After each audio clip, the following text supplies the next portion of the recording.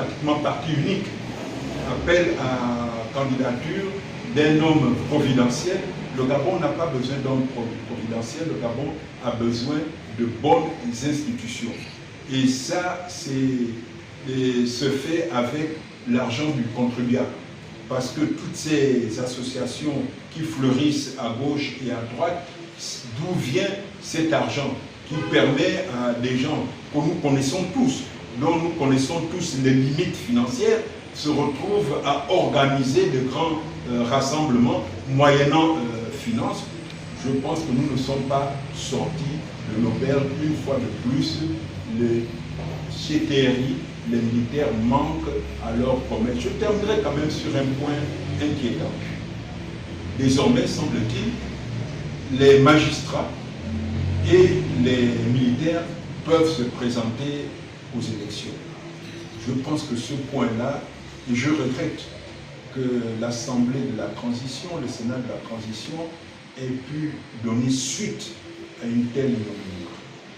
On ne peut pas être juge et parti. La neutralité des magistrats et des militaires est une garantie pour l'état de droit, une garantie fondamentale pour l'état de droit.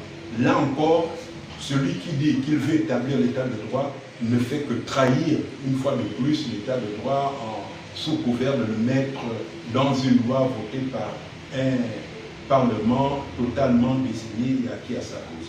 Pour ne pas paraphraser, nous sommes face à une situation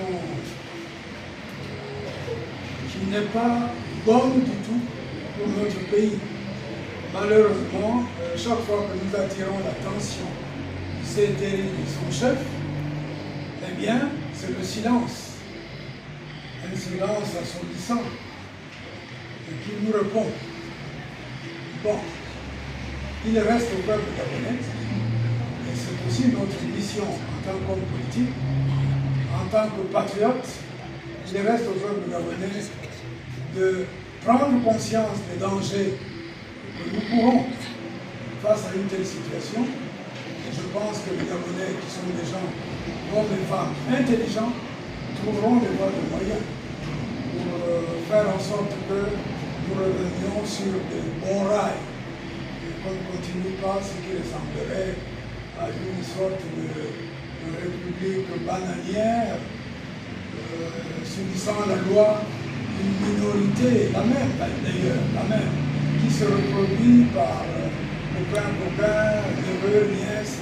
Ça n'est pas le Gabon auquel nous rêvons. Ce n'est pas le Gabon de Léomba ou de Ban. Ce n'est pas le Gabon des pères fondateurs.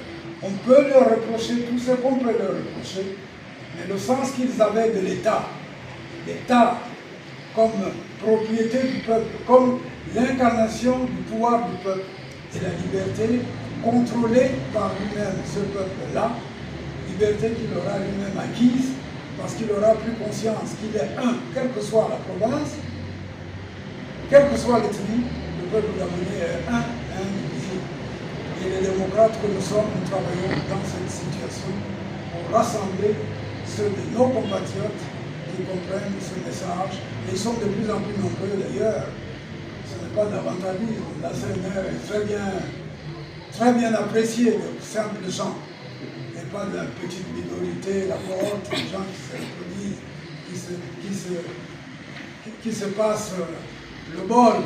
Non, mais la majorité du peuple savent que nous avons raison. Et nous continuons, M. Obama a tout résumé. Ça n'est pas la bonne voie. Il faut rectifier et c'est encore possible de rectifier. Et insistance. Le président de la transition actuelle n'a pas le droit de se présenter aux élections. Il a été pendant près de 3 mois ministre de l'Intérieur et de la Défense de la transition. À ce titre, au titre du texte de la charte de la transition que eux-mêmes ont écrit, il n'a pas le droit de se présenter parce qu'il était membre du gouvernement en même temps que président de la transition. Ça, c'est le texte interne.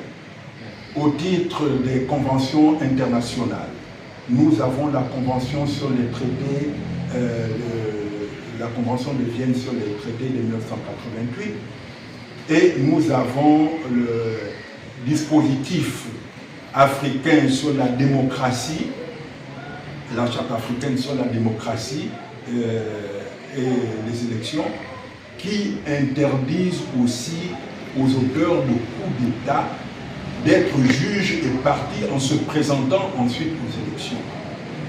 Donc sur le plan juridique, il n'a pas la possibilité de se présenter. Tant du point de vue des textes extérieurs, internationaux, que du point de vue d'un texte interne que le CTRI lui-même a produit. Ensuite, il y a la parole. La parole. Vous savez, il y a quelques années, je disais qu'Ali Bongo et son pouvoir étaient des gens non crédibles parce qu'à chaque fois, ils manquaient à la parole donnée et à leur signature. Mais j'ai l'impression qu'on reproduit la même chose.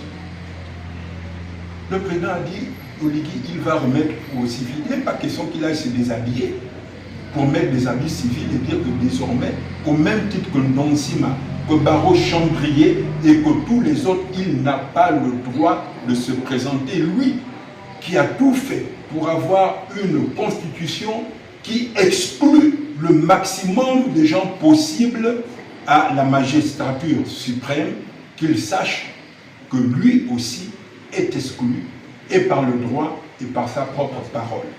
Je vous remercie.